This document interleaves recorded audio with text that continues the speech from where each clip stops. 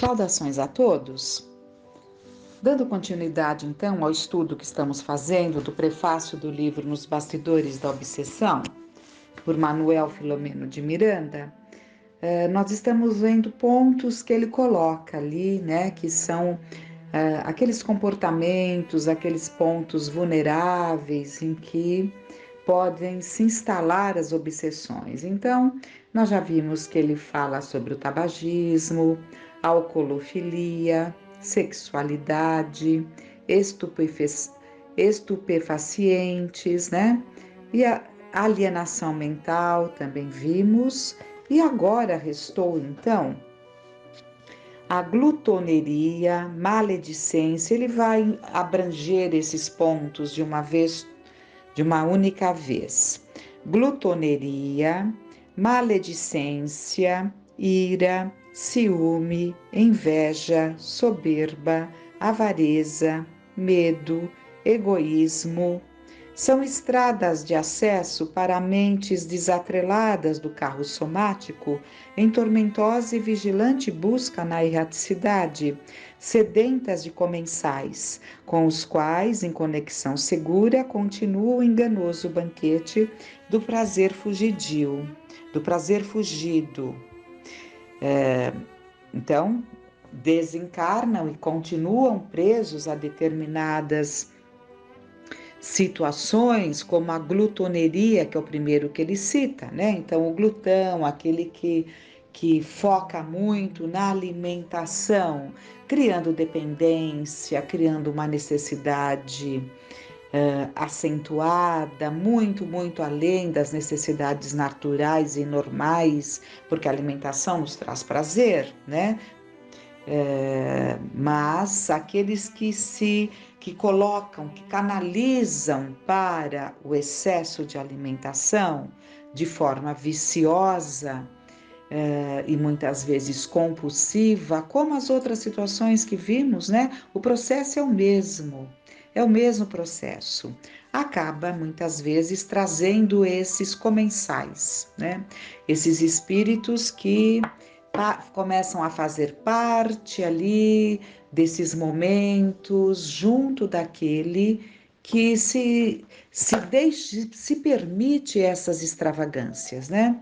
Então, precisamos estar atentos que há muitos pontos em que nós podemos estar dando aí margem, né? Abertura para que esses processos de vampirização se instalem. Ele fala da maledicência. Ele fala da maledicência. A maledicência é um vício, né? Nós sabemos que a maledicência é um vício, né? E temos até um exemplo muito interessante no livro dos médiuns.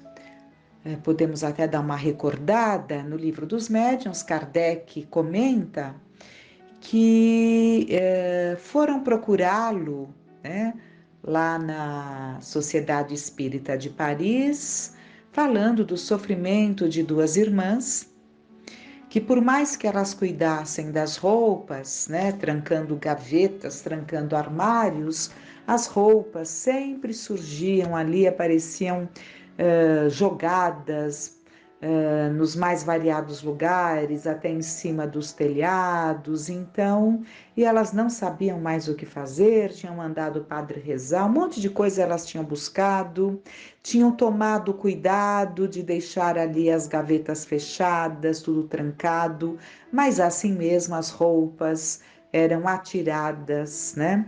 E aí nós podemos entender perfeitamente, porque em se tratando de espírito, né, elas julgaram que seria alguém que entraria ali em algum momento, né?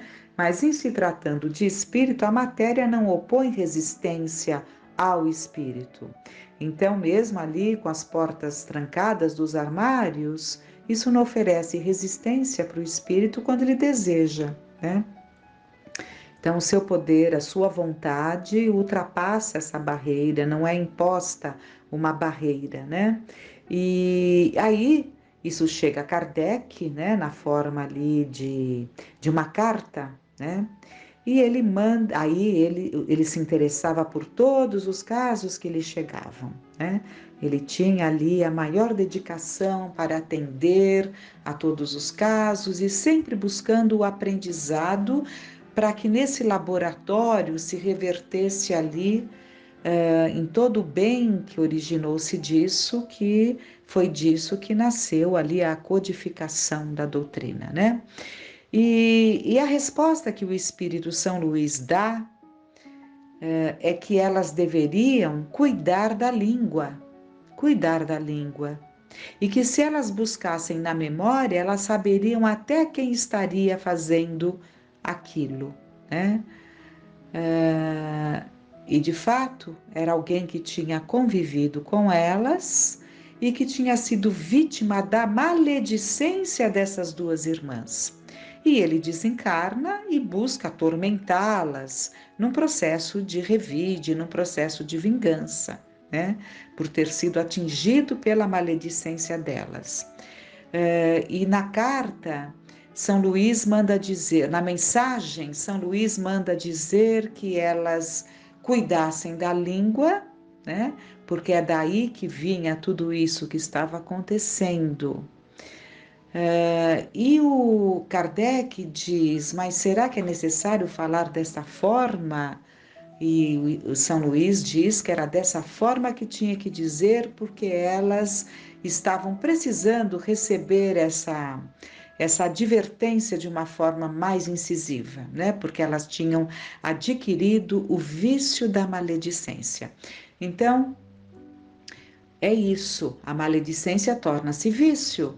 Se nós observarmos, aquele que envereda por este caminho, ele logo vai perceber que vão surgir aos seus ouvidos muitas pessoas que vão lhes fazer confidências, que vão contar isso, contar aquilo, né? É o propagador, né? É o pombo-correio ali dos ambientes que vai levar ali aquela notícia naquele ouvido que aguarda e se satisfaz com essas notícias que lhe chegam, né? Viciação, né? Viciação, maledicência, ira. A ira também atrai muitos espíritos, o ciúme, a inveja, a soberba, a avareza, o medo, o egoísmo, todas essas estradas que abrem, né? Abrem acesso para as mentes desatreladas do carro somático. Então, o que significa isso? Os espíritos encontram nestas pessoas que alimentam essas situações aqui citadas, campo aberto para a influenciação e, por sua vez, o prazer de estar compartilhando. Isso é interessante, compartilhar. Pessoas iradas, elas não querem viver junto de pessoas calmas. Elas querem encontrar pessoas que alimentem essa ira, né? Porque é também um processo vicioso, é também uma necessidade. Se nós observarmos a alma humana, nós percebemos que o irado, se ele não está encontrando um motivo, se por acaso no seu dia as coisas estão caminhando e ele está em paz, ele vai arranjar uma forma de ficar irado, porque ele não conhece uma outra forma de ser, né? Então, são situações viciosas todas essas. Continuando, por esta razão, a doutrina espírita, em convocando o homem ao amor e ao estudo, prescreve como norma de conduta o evangelho vivo e atuante, nobre tratado de higiene mental, através de cujas lições áureo espírito, vitalidade e renovação, firmeza e dignidade, ensinando a oração que enseja a comunhão com Deus, prescrevendo jejum ao crime e continência em relação ao erro, num vade-mecum salvador para uma existência sadia na Terra, com as vistas voltadas para uma vida espiritual perfeita.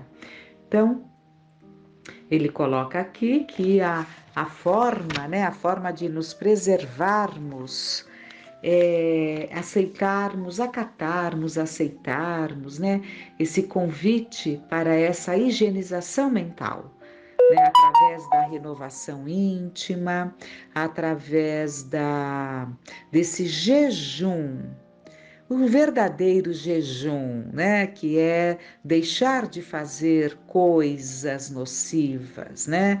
Então, o jejum ao crime, a continência em relação ao erro. O que é continência? É o controle. Quando estamos com incontinência, né, é porque não temos mais controle. A continência é justamente o controle, então é nos controlarmos em relação ao erro. Por quê? Vontade, né? Todas essas situações surgirão nas nossas mentes ainda bastante doentias, né? Quantas vezes. Mas é importante essa continência, é conter-se, né? Conter-se, vem a vontade, vem até um arrastamento, mas devemos nos conter. E é interessante como devemos pensar, falando em continência, em nos contermos, né? Nos contatos aí com os depoimentos de espíritos, nós temos uma situação em que ele nos dizia que estava se preparando para a volta a um novo corpo de carne, mas estava muito receoso porque tinha medo de falhar, né? E ele já tinha essa percepção de que a sua tendência ao álcool vinha pelo menos das 4 últimas gerações, né? Encarnações. Ele tinha se deixado levar pelo álcool. Nesta última que ele nos narra, ele diz que ele tinha uma vida de trabalho, ele dava conta do trabalho, mas o vício se fez presente, né? E se fez presente de uma forma viciosa, em que ele aguardava, né? Até ele comenta aquilo que dizemos que é social, é uma forma de atenuarmos muitas vezes, mas não é social, né? Porque não é aquilo que ocorre de quando em quando, né? Não, esse social passa a ser um hábito, né? Porque a pessoa está sempre ali entre amigos, né? Enfim, então, a partir do momento que ela está sempre entre amigos, sempre está comemorando isso, como ele disse, comemorava a alegria, comemorava a tristeza e comemorava tudo, né? Então, sempre encontrava motivos para estar ali fazendo uso do álcool. E ele nos relata que ele estava se preparando e já estava programado para ele reencarnar num corpo bastante debilitado. Ele pediu, porque ele falou com os espíritos amigos, amorosos, encarregados de auxiliá-lo ali na definição, né, da encarnação que virá a se dar, né? Isso é bem recente, então virá a se dar.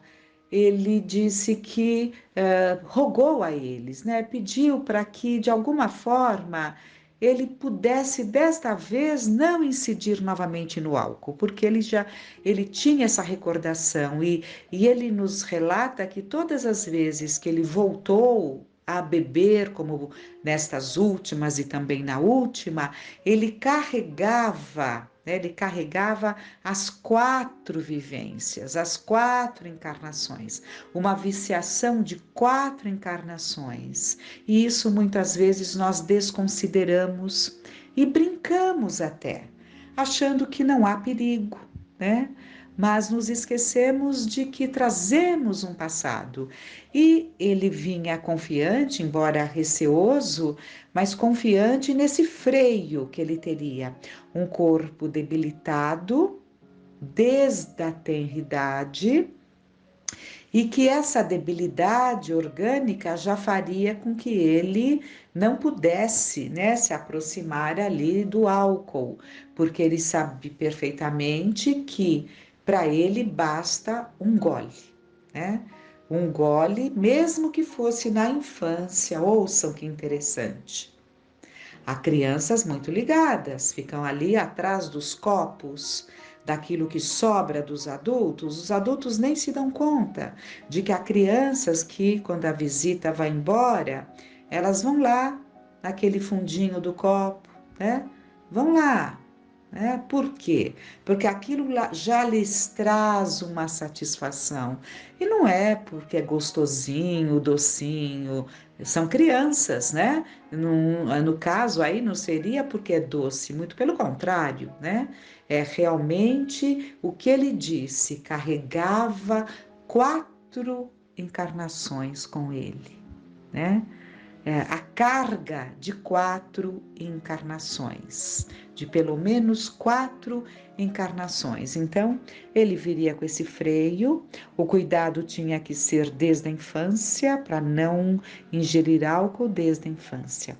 Então, seria uma encarnação ali bastante que exigiria cuidados, mas ele está ali acolhido na casa de Fabiano, em aprendizado, né, se preparando para o retorno, porque ele vai retornar num lar espírita. Então, tudo isso vai ajudá-lo, né? Se ele fizer um bom uso do livre-arbítrio, né, vai ajudá-lo a se recompor, a se reajustar na encarnação. Por isso, não brinquemos, porque aquilo que é muito inofensivo para uns, né, que não passa ali de um único momento, para outros não é exatamente isso. Então, é a nossa atenção, né, em relação a essas situações. E Manuel Filomeno de Miranda continua: o problema da obsessão, sob qualquer aspecto considerado, é também problema do próprio obsediado. Atormentada por evocações fixadas nas telas sensíveis do pretérito, a mente encarnada se encontra ligada à desencarnada, sofrendo, a princípio, sutis desequilíbrios que depois se assenhoreiam da organização cerebral, gerando deplorável estágio de vampirização, no qual vítima e verdugo se completam em conjugação dolorosa e prolongada. Então, o fato de ter ali, nesse processo de vampirização, em que nós não podemos dizer que existe a vítima, existe o algoz, porque tanto aquele que nós consideramos vítima porque está encarnado, né? Vítima entre aspas, porque quantas vezes não é, quantas vezes é o encarnado que atrai o desencarnado que está até desejoso de libertação daquela situação. Mas o que ocorre, como estamos vendo, é que justamente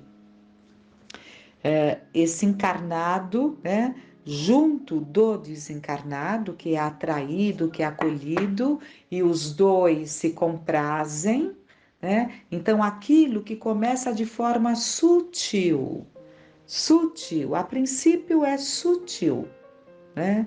Só que depois vai tomando conta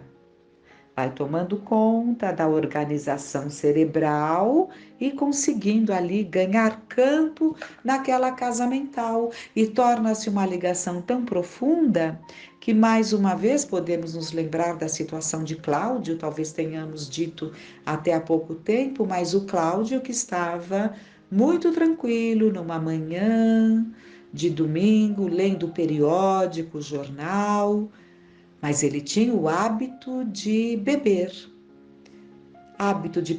mas trabalhava, dava conta do trabalho, nada do que nós entendemos como um viciado, né? No entanto, ele tinha uma dependência, uma necessidade muito grande, né? Que não se extravasava, porque ele alimentava essa viciação em momentos possíveis. É assim, né? se dribla ali a situação e consegue se manter, muitos, né, conseguem, porque há aqueles que nem conseguem, mas manter ali uma vida aparentemente normal, sem nenhuma necessidade, sem nenhuma dependência. Mas ele tinha, né, ele tinha esse hábito. Era um hábito, se era um hábito não era algo de quando em quando, né? Era um hábito, quando é hábito já é necessidade.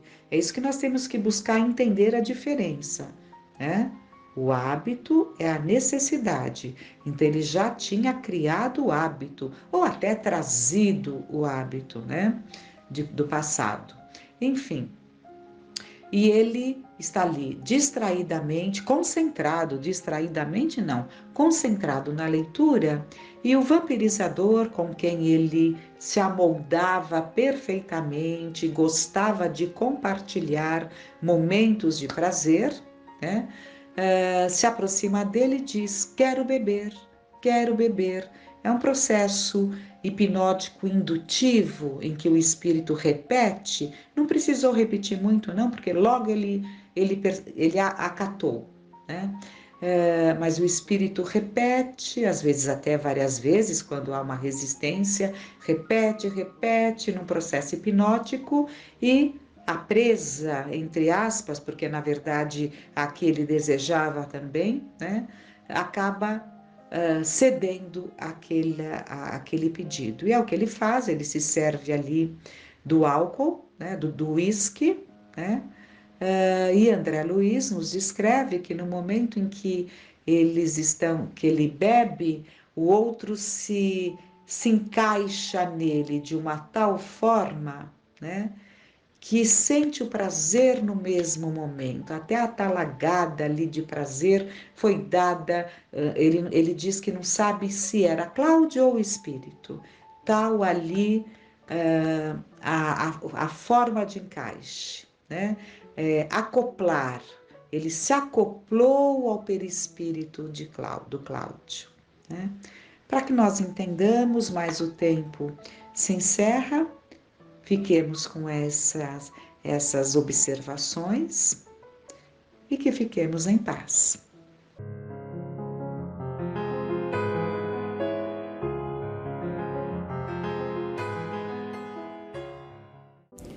Olá, vamos continuar o texto que iniciamos na semana passada, referente ao capítulo 9, chamado A Mulher da Samaria, que está no livro Primícias do Reino, psicografado pelo médium Divaldo Franco, pelo espírito Amélia Rodrigues. Então, nos dois últimos encontros, palestras, nós falamos desta passagem, né, que está relatada no Evangelho de João 4, versículos 1 a 42. Então, na primeira palestra, falamos em maior detalhe, lendo o Novo Testamento, e na sequência nós iniciamos a leitura deste capítulo 9 do livro Primícias do Reino, onde a benfeitora espiritual passa, né, dá um novo olhar, né? Ela nos fala em detalhes sobre essa passagem, né? Então, na semana passada, nós paramos um ponto, logo depois de Jesus pedir a ela, né, dar a água de beber a ele, e aí ele explica que ele sim tinha água que poderia saciar a sede dela, e para ali elucidar mais, comprovar mais, ele chega com os olhos muito meigos, né? E fala para ela: vai chamar o teu marido e vem cá. Mas ela não tinha marido, ela era uma pecadora, né? Segundo o que é descrito. E aquilo, né, toca ela de alguma forma muito profunda. Ela começa a chorar, porque era um tormento íntimo, como a Amélia Rodrigues coloca, era um segredo que ela tinha, né? Então, quando ele revela saber que o marido, né, no caso, né, que ela não tinha marido, né? Então, vai chamar o teu marido, e ela fala: eu não tenho marido. Então, ele sabia exatamente desse segredo, né? E aí, ela fala para ele, ela afirma que ele é um profeta. foi nesse ponto que nós paramos, né? Ela grita quase: Senhor, vejo que és um profeta. A mente está em desalinho. Quantas dúvidas atormentaram a vida toda? Agora está diante de um profeta de Deus. Deve aproveitar cada instante, reabilitar-se, encontrar a paz por fim. Muitas vezes, né, aquela sede da vida, a gente tem sempre uma inquietação, uma busca, e é exatamente isso que está sendo escrito aqui, né? Descrito aqui, né? Os tormentos da vida toda. Então, ela estava diante de um profeta, onde ela finalmente poderia encontrar a paz. Comovida, interroga com docilidade. Quando eu falo finalmente encontrar a paz, é o que está escrito aqui. E além disso, neste momento, ela só acreditava que ele era um profeta, né? Ela não sabia que era o mestre esperado. Comovida, interroga com docilidade. Nossos pais adoraram neste monte, e vós dizeis que é em Jerusalém o lugar onde se deve adorar. Mulher, acredita-me, elucida o enviado divino, que a hora vem e em que nem neste monte, nem em Jerusalém adorareis o Pai. Vós adorais o que não sabeis. Nós adoramos o que sabemos, porque a salvação vem dos judeus. Mas a hora vem, e agora é, em que os verdadeiros adoradores adorarão o Pai em espírito e em verdade. Porque o Pai procura tais que assim o adorem. Aqui, adorar no coração. Como nós falamos na primeira palestra, né? Nós temos templos, temos locais que podemos adorar a Deus, a própria natureza. Mas o que vale é quando conseguimos adorá-lo no nosso coração, carregá-lo no nosso coração, e principalmente colocar em prática, né, toda a boa nova do Mestre. Então, sermos de fato cristãos. Então, não só ficarmos no discurso, mas sermos prática, né?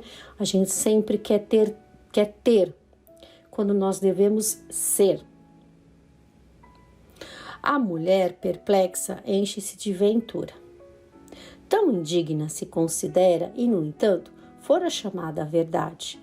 Ouvira o que nenhum ouvido jamais escutara antes. Então, Jesus tinha a condição, né, de falar para a acústica da alma.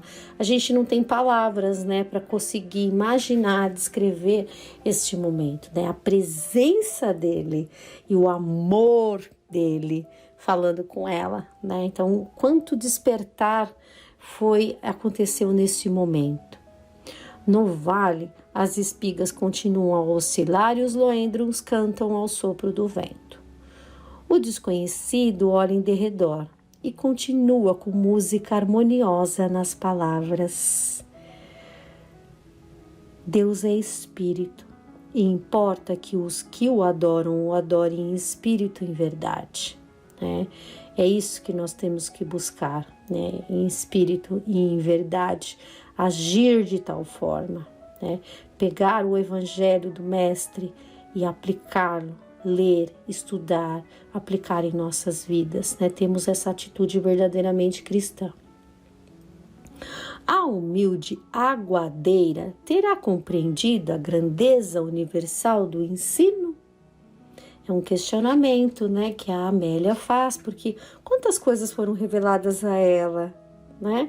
Foi revelada a questão da boa nova, da água, foi revelado, né, que ele tinha o poder de saber, porque ele nos conhece, ele sabe o que vem na nossa alma, ele enxerga o nosso passado delituoso, né?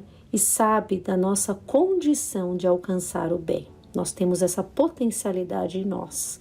Então, ele acredita em nós e ele veio à Terra, encarnou para nos ensinar, para nos trazer todo o caminho, a verdade e a vida. Transfigurada pela revelação, deseja informar-se com segurança e indaga. Eu sei que o Messias, que se chama Cristo, vem. Quando ele vier, nos anunciará tudo. Então, até esse momento, ela não sabia que ele era o Messias, né? Então, era um Messias muito aguardado. Vejam que lindo que vai acontecer aqui. A sinfonia imponente rompe do coração do mestre. E ante a natureza em silêncio e expectação, ele conclui: eu o sou, eu que falo contigo. Por isso digo que a salvação vem dos judeus. Então ele se revela a ela, né? Que ele é o Messias prometido e aguardado e que veio dos judeus. O suor escorre-lhe pelo rosto rubro e másculo.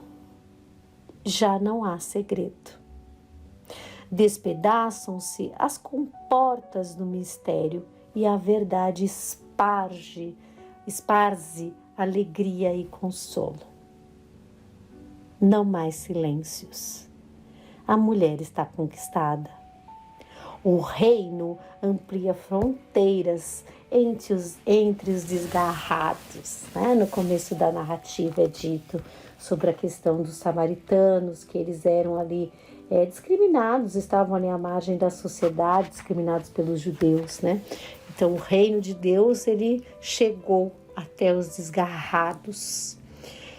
E a mensagem de Jesus é universal, né? Democrática, está para todos, está ao alcance de todos. Continuando aqui, para a última parte da leitura. Os discípulos retornam e maravilham-se de que estivesse falando com uma mulher, mas nada disseram.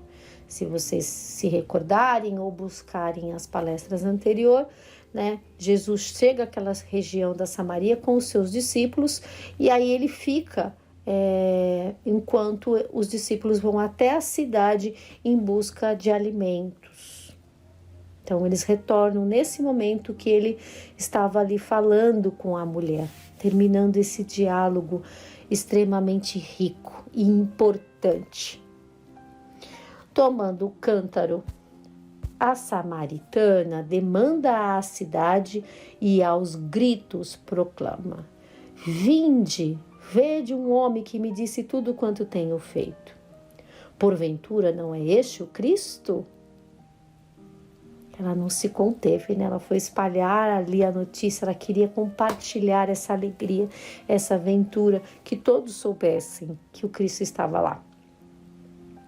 Indagações explodem espontâneas em todos, admirados ante a natural declaração da informante. Em grupos compactos dos moradores de Sícar, descem à fonte, onde o rabi se demora com os discípulos, que instam para que se alimente. Então aí chamou a atenção e imediatamente alguns grupos já foram ali à fonte. Sem se perturbar com a multidão que o fita aturdida, explica aos companheiros, ou seja, aos discípulos, de modo a fazer-se ouvir por todos. Então, todos que estavam ali ouviriam essa passagem. Uma comida tenho para comer, que vós não conheceis. A minha comida é fazer a vontade daquele que me enviou e realizar a sua obra. Então, os discípulos ali estão preocupados que ele se alimentasse, mas ele já estava saciado, né? E podia oferecer, né? Podia e pode nos oferecer, né? A comida, o alimento da alma, para nos nutrir. Muito importante isso, né? Muito linda essa passagem. Não dizeis vós que ainda há 4 meses até que venha a ceifa? Eis que eu vos digo, levantai os olhos e vede as terras que já estão brancas para a cega. O que ceifa recebe o galardão e ajunta fruto para a vida eterna. Para que assim o que semeia como o que ceifa, ambos se regozijem. Porque nisto é o verdadeiro ditado, que um é o que semeia e outro o que ceifa. Eu vos enviei a ceifar onde não trabalhastes. Outros trabalharam e vós entrastes no seu trabalho. A terra se vestia de escarlate e as nuvens ficavam tintas com o ouro do entardecer que se avizinhava. A mensagem é um brado de despertamento aos aprendizes inseguros e displicentes. Então, aqui, mais um ensinamento na mesma região, né? Ele fala do pão da vida, fala de que plantamos, né? Que ora plantamos, ora colhemos. Então, que a gente tenha em mente isso, né? Que somos herdeiros de nós mesmos.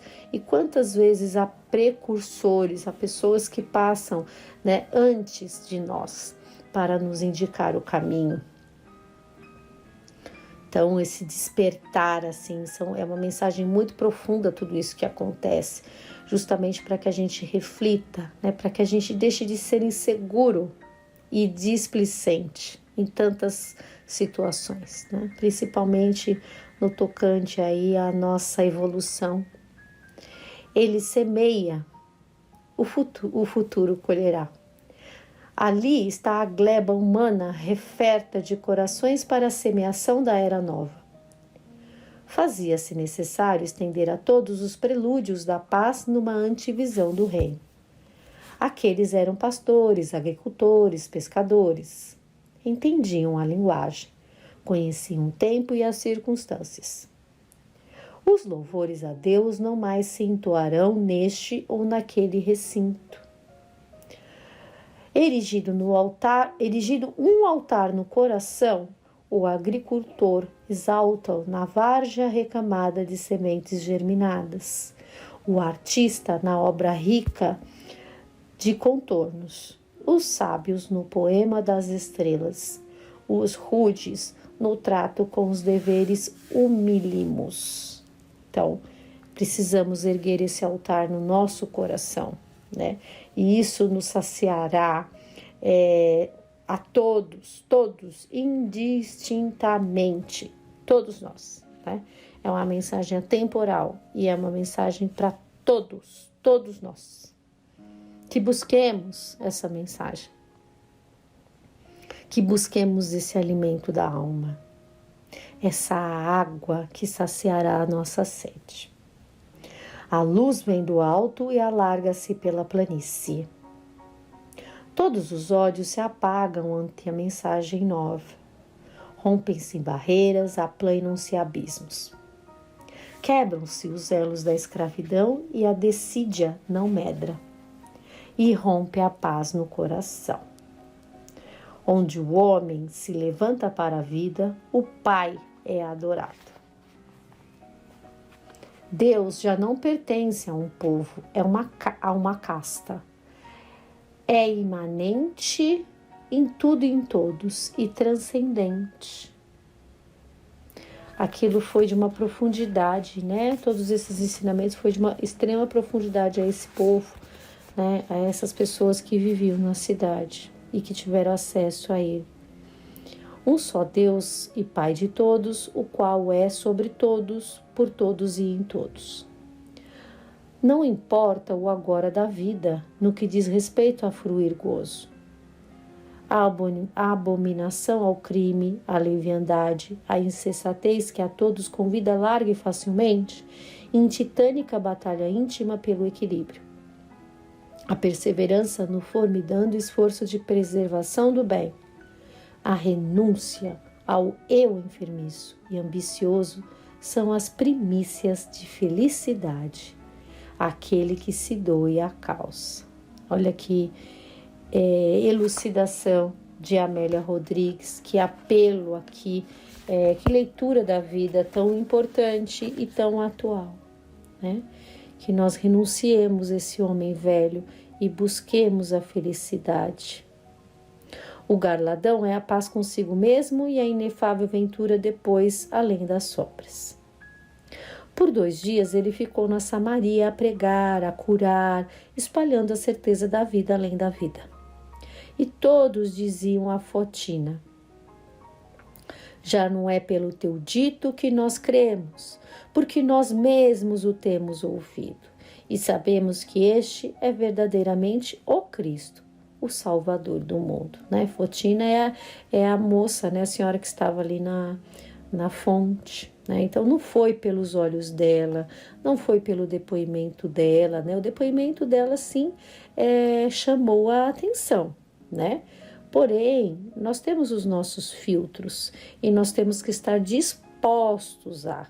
Muitas vezes nós temos grandes revelações em nossos caminhos, mas nós não enxergamos muito amparo, muito aconselhamento e nós negligenciamos, nós recusamos a ajuda. Então, essas pessoas, de fato, elas foram chamadas a atenção, mas a partir do momento que elas tiveram contato com o mestre, elas acreditaram por elas mesmas, elas estavam dispostas a acreditar, elas quiseram beber essa água da vida.